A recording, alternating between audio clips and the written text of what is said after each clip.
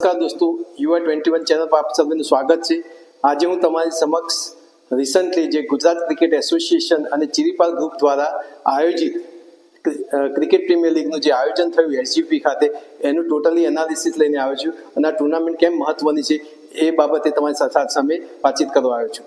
તો આપણે જાણીએ છીએ કે IPL રમાઈ રહી છે, ઇન્ડિયન પ્રીમિયર લીગ, જે ઇન્ડિયાના બેસ્ટ ટેલેન્ટને ગ્રેટ પ્લેટફોર્મ પ્રોવાઈડ કરે છે। એવી જ રીતે દરેક સ્ટેટમાં પોતાની એક સ્ટેટ લેવલની પ્રીમિયર લીગ રમાય છે। છેલ્લા ઘણા વર્ષોથી આપણે જોઈએ છીએ કે અલગ અલગ સ્ટેટમાં અલગ અલગ પ્રીમિયર લીગ રમાઈ રહી છે અને જે યંગ અને બડી ક્રિકેટર્સ છે એને પ્લેટફોર્મ પ્રોવાઈડ કરે છે।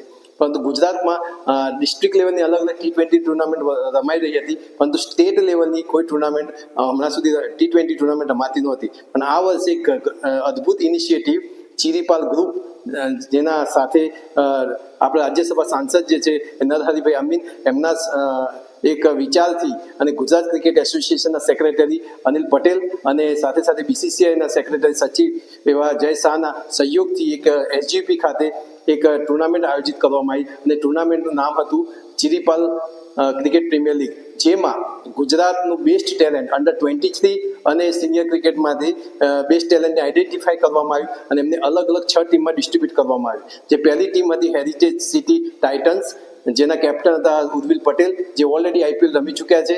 એના પછીની જે ટીમ હતી અમદાવાદ એરોઝ, જેના કેપ્ટન છે આર્ય દેસાઈ। આર્ય દેસાઈની લીડ કરવામાં આપવામાં આવ્યું અને આર્ય દેસાઈ પણ એક પ્રોમિસિંગ ક્રિકેટર છે ગુજરાતના। ત્રીજી જે ટીમ હતી એ કર્ણાવતી કિંગ્સ, જેના કેપ્ટન હતા ચિંતન ગજા, જે ઓલરેડી ગુજરાતને last year Ranji trophy, Vijay Hazare trophy અને સૈયદ મુશ્તાક અલીના કેપ્ટન રહી ચૂક્યા છે। અને એના પછી જે ટીમ હતી સાબરમતી સ્ટ્રાઇકર, જેના કેપ્ટન હતા પ્રિયંક પંચાલ, એટલે પ્રિયંક પંચાલની લીડરશીપમાં સાબરમતી સ્ટ્રાઇકર્સની લીડરશીપ આપવામાં। પછી ગાંધીનગર લાયન્સના કેપ્ટન બનાવવામાં આવ્યા મનન ઇંગ્રાજીયા, એ પણ ગુજરાતના બહુ પ્રોમિસિંગ ક્રિકેટર છે અને અંડર-23 એજ ગ્રુપમાં one of the highest score રહી ચૂક્યા છે। અને પછી છેલ્લી જે ટીમ હતી એ નર્મદા નેવિગેટર, જેના કેપ્ટન હતા ઉમંગ કુમાર, જે ઉમંગ કુમાર આ વર્ષે જે NCAની જે હાઈ પરફોર્મન્સ કેમ્પમાં સિલેક્ટ થયા છે। એટલે 6 ટીમ્સને આઈડેન્ટિફાઈ કરવામાં આવી અને 6 ટીમ્સ વચ્ચે એક ફોર્મેટ ડિસાઇડ કરવામાં આવ્યું, જે ફોર્મેટમાં દરેક ટીમ એકબીજા સામે એક મેચ રમશે અને આખી આ ટુર્નામેન્ટ T20 ટુર્નામેન્ટ છે, જેથી ગુજરાતના જે બડિંગ ક્રિકેટર્સ જે છે, યંગ ક્રિકેટર્સ છે, એમના માટે અદ્ભુત પ્લેટફોર્મ આપવામાં આવ્યું, જેમાં અંડર-23ના પ્લેયર્સને પણ ઇન્ક્લુડ કરવામાં આવ્યા અને સાથે સાથે સિનિયર લેવલના ક્રિકેટર્સને પણ ઇન્ક્લુડ કરવામાં આવ્યા અને એક આખી ટીમ બનાવવામાં આવી અને ફોર્મેટ ટુર્નામેન્ટ સ્ટાર્ટ થઈ। IPL હોવા છતાં પણ સાથે સાથે પેરેલલ આ ટુર્નામેન્ટ કરવામાં આવી અને એના માટે ગુજરાત ક્રિકેટ એસોસિએશન અને ચિરીપાલ ગ્રુપ અને BCCIના સચિવ જય શાસનને આભારી છે કે આવી ટુર્નામેન્ટ, અદ્ભુત ટુર્નામેન્ટ SGP ખાતે કરવામાં આવી અને ગુજરાતના યંગ ટેલેન્ટ માટે એક તક પ્રોવાઈડ કરવામાં આવી। ટુર્નામેન્ટની વાત કરીએ તો બધી ટીમ એકબીજા સામે રમી અને છેલ્લે 3 ટીમ ક્વોલિફાઈંગ રાઉન્ડમાં સિલેક્ટ થઈ, જેમાં એક હેરિટેજ સિટી, જે ઉર્વિલ પટેલની લીડરશીપમાં એ ટીમ પહોંચી। બીજી જે ટીમ હતી એ અમદાવાદ એરોઝ, જે આર્ય દેસાઈની લીડરશીપમાં, ત્રીજી કર્ણાવતી કિંગ્સ। આ 3 ટીમ એકબીજા સામે લડીને એક્સ્ટ્રાઓર્ડિનરી પરફોર્મન્સીસ આપીને ક્વોલિફાયર અને એલિમિનેટરમાં સિલેક્ટ થઈ અને પહેલી ક્વોલિફાયર મેચ રમાઈ હેરિટેજ સિટી અને કર્ણાવતી કિંગ્સ વચ્ચે। હવે હેરિટેજ સિટીની જે ટીમ છે, જે લીડરશીપ જે હતું એ ઉર્વિલ પટેલની લીડરશીપમાં, હું વ્યક્તિગત બધી જ મેચિસ જોઈ છે, બધી મેચિસનો ઓબ્ઝર્વ કર્યું છે, એક લીડર તરીકે ઇમર્સ થયા છે as opening batter, wicket keeper, captain સાથે અદ્ભુત કામગીરી કરીને પોતાની ટીમને ક્વોલિફાઈ કરાવી અને ક્વોલિફાઈ કર્યા પછી ફાઇનલમાં પહોંચાડી અને વન વે ટુર્નામેન્ટમાં ચેમ્પિયન બની છે આ ટીમ। અને એમાં આખી ટીમનું અદ્ભુત કોમ્બિનેશન હતું અને ઉર્વિલ પટેલની કેપ્ટનશીપ અને એક એગ્રેસિવ લીડરશીપ અને સાથે સાથે બેટિંગમાં પણ એમને પાવર પ્લેમાં જે એગ્રેસિવ બેટિંગને ટીમને એક તરફી વિજેતા બનાવી છે, એવું આઉટસ્ટેન્ડિંગ કામ ઉર્વિલ પટેલે કર્યું છે।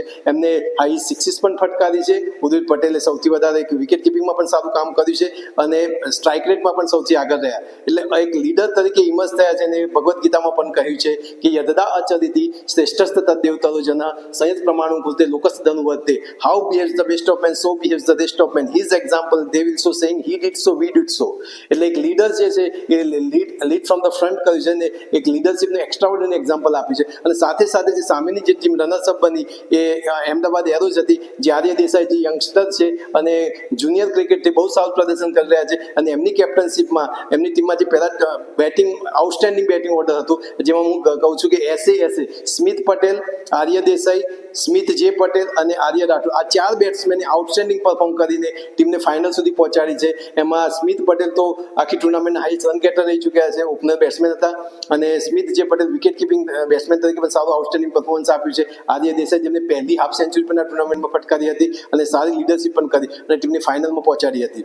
ત્રીજી જે ટીમ હતી એની વાત કરું તો કર્ણાવતી કિંગ્સ જે હતી. કર્ણાવતી કિંગ્સમાં ચિંતન ગજાની કેપ્ટનશીપમાં એક બેલેન્સ ટીમ અને એક મેચ્યોર લીડરશિપ એમને પણ જોવા મળી, પણ સમહાઉ એ ક્વોલિફાઈંગમાં એટલા આઉટસ્ટેન્ડિંગ પરફોર્મન્સ ના આપી શકે. એ ક્વોલિફાય 1માં હેરિટેજ સિટી ટાઇટન્સ સામે હારી ગયા અને પછી અમદાવાદ એરોઝ સામે એલિમિનેટરમાં એમની ટીમ હારી ગઈ. પણ એ ટીમ પણ બહુ મેચ્યોર ટીમ હતી, બહુ સારું પ્રદર્શન કર્યું લીગ સ્ટેજમાં, પણ જ્યારે નોકઆઉટ્સ આવ્યું એમાં ક્યાંક ને ક્યાંક ફોલ્ટર કર્યું. પરંતુ જ્યારે બે ટીમ જે છે ફાઇનલમાં પહોંચી, Ahmedabad arrows heritage city Titans. ત્રીજી જે ટીમ હતી એ ટીમ સાબરમતી સ્ટ્રાઇકર્સ હતી. પ્રિયાંક પંચાલની લીડરશિપમાં એક સારી ટીમ હતી, પણ ક્યાંક ને ક્યાંક એ રાઈટ ટાઈમે ક્લિક ના કરી અને ટીમ ક્વોલિફાય થઈ નહીં. પછી વાત કરીએ તો જે ગાંધીનગર લાયન્સની જે ટીમ હતી એ પણ બહુ સારી ટીમ હતી. એમાં 3 યંગસ્ટર સનપ્રીત બગ્ગા જેમને એક સેન્ચુરી પણ ફટકારી છે અને ગુજરાતના એક ઉભરતા સિતારા છે, અને ક્ષિતિજ પટેલ ની લીડરશિપમાં ગુજરાતે સીકે નાયડુ ટુર્નામેન્ટ પણ જીતી છે. એટલે એ પણ એક આઉટસ્ટેન્ડિંગ પ્લેયર. અને મનન હિંગરાજીયા જે all India highest run getter ભૂતકાળમાં રહી ચૂક્યા છે, વિરાટ કોહલીના હાથમાં ટ્રોફી પણ જીતેલા છે. એટલે આવી એક યુથની ટીમ હતી ગુજરાત લાયન્સ, પણ એ પણ ક્યાંક ને ક્યાંક આ ટુર્નામેન્ટમાં ક્લિક નથી કરી શકી અને ક્વોલિફાય નહોતા થયા. અને છેલ્લી જે ટીમ છે નર્મદા નેવિગેટર, એ પણ બહુ સારું પ્રદર્શન કર્યું છે. અને એમાં ઉમંગ કુમાર જે અત્યારના હું જે જોઉં છું એમાં યંગસ્ટરમાં આઉટસ્ટેન્ડિંગ કન્સિસ્ટન્ટલી સારું પ્રદર્શન કરી રહ્યા છે. તો આ 6 ટીમ્સ હતી. અને જ્યારે ફાઇનલમાં આવી ટીમ, તેમાં જો વ્યક્તિગત વાત કરું તો હેરિટેજ સિટીની જે લીડરશિપ ને જે ઇન્ટેન્સિટી, જે પ્લાનિંગ જે હતું એ એક એક્સ્ટ્રાઓર્ડિનરી પ્લાનિંગ હતું અને માઇન્યુટ પ્લાનિંગથી અને ફિલ્ડિંગ મેનિપ્યુલેશન્સ અને એક એગ્રેસિવ લીડરશિપનું એક્ઝામ્પલ બતાવીને ઉર્વિલ પટેલની જે ટીમ છે એ એક વન વે ફાઇનલમાં ચેમ્પિયન બની છે. અને એમને કોચિંગ ટીમને પણ સેલ્યુટ છે, જે ચેતન માંકડ અને ધ્રુવ ઠક્કર દ્વારા કોચિંગ આપવામાં આવ્યું અને ઉર્વિલ પટેલની લીડરશિપમાં ચેમ્પિયન બન્યા. અને એમની ટીમમાં બીજા સારા ક્રિકેટર્સની જો વાત કરું તો ઋષિ પટેલ હતા, જે લેફ્ટ હેન્ડર બેટ્સમેન છે, જે બેટિંગ ઓલરાઉન્ડર છે. સાથે સાથે પ્રાંશુ બધેકા જેવું એક યંગસ્ટર ટેલેન્ટેડ પ્લેયર પણ હતા. અને પેસ બોલિંગ જે એમની હતી, આ ટીમ જે જીતી એ પ્યોરલી પેસ બોલિંગથી જીતી. જય મલુસરે અને કલ્પ જૈન જે નવા બોલથી પાવર પ્લેમાં આઉટસ્ટેન્ડિંગ બોલિંગ કરી રહ્યા હતા. આખી ટુર્નામેન્ટમાં એમને જબરદસ્ત બોલિંગ કરી હતી. પરંતુ ખાસ કરીને નોકઆઉટ્સમાં હું ઘણી વખત કહું છું કે તમે લીગ મેચમાં રમો અને નોકઆઉટ્સમાં ઘણો ડિફરન્સ હોય છે. અને કોમેન્ટેટર પછી વખત કહી રહ્યા તો આજે જીત્યા તો બધું જીત્યા અને આજે હાર્યા તો બધું હાર્યા.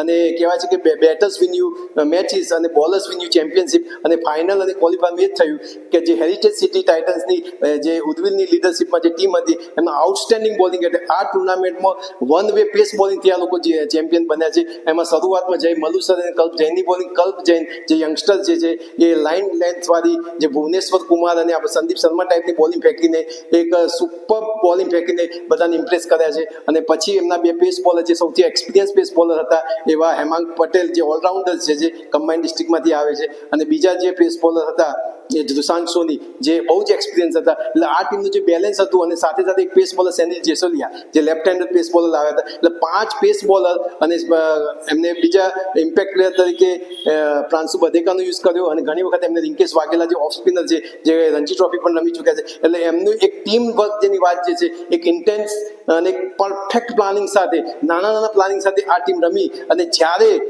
હેરિટેજ સિટી ટાઇટન્સને ચેમ્પિયન બનાવી.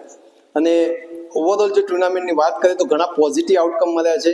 અને પોઝિટિવ આઉટકમમાં જોઈએ તો એક આઉટસ્ટેન્ડિંગ ટુર્નામેન્ટ થઈ, એક પ્રિસ્ટીન અને એસ્થેટિકલી બ્યુટીફુલ એન્વાયરમેન્ટમાં ટુર્નામેન્ટ થઈ. અને એસજીપી નું જે ગ્રાઉન્ડ છે એ ગ્રાઉન્ડ આઉટસ્ટેન્ડિંગ હતું. જે ફાઇનલમાં જે લાઇટ શો થયો એ પણ એક્સ્ટ્રા ઓર્ડિનરી હતું. એટલે આયોજન બહુ જબરદસ્ત હતું. પ્લેયર્સને ગજબની ઓપોર્ચ્યુનિટી મળી. બેટર્સના ઘણા આઉટસ્ટેન્ડિંગ પરફોર્મન્સીસ આવ્યા છે. સેન્ચુરીઝ પણ સનપ્રીત બગ્ગા જે આપણે ક્રિકેટર છે સેન્ચુરી પણ ફટકારી છે. અને 10 થી 12 સારા ક્રિકેટર્સ મળ્યા, જેમાં ઉર્વિલ પટેલ, ઋષિ પટેલ, પછી અહાન પોદ્દાર છે, દુશાંત સોની છે, હેમાંગ પટેલ છે, પછી ક્ષિતિજ પટેલ, મનન હિંગરાજીયા કે પછી સનપ્રીત બગ્ગા જેવા ક્રિકેટર્સ મળ્યા આપણને. અને સાથે સાથે આર્ય દેસાઈ એવા ઘણા ક્રિકેટર યંગ ક્રિકેટર્સ આપણને જોવા મળ્યા, ટેલેન્ટેડ ક્રિકેટર્સ જોવા મળ્યા. અને ભવિષ્યમાં ગુજરાતને રિપ્રેઝેન્ટ કરે અને આઈપીએલમાં રિપ્રેઝેન્ટ થાય અને પછી ઇન્ડિયાને રિપ્રેઝેન્ટ કરે એવું ટેલેન્ટ જો કન્ટિન્યુઅસ આ ટુર્નામેન્ટ આયોજિત થતી રહેશે તો એના માટે ઘણા પોઝિટિવ આઉટકમ મળશે. દરેક સ્ટેટમાં પોતાની એક લીગ રમાતી હોય છે અને પહેલીવાર ગુજરાતમાં પણ જીસીએ દ્વારા જીસીએના સપોર્ટથી અને ચીરીપાલ ગ્રુપ દ્વારા એક આઉટસ્ટેન્ડિંગ ટુર્નામેન્ટ આયોજિત કરવામાં આવી. અને એના જે પોઝિટિવ એસ્પેક્ટ્સમાં આપણે કહ્યું તમને કે એક આઉટસ્ટેન્ડિંગ ટુર્નામેન્ટ થઈ.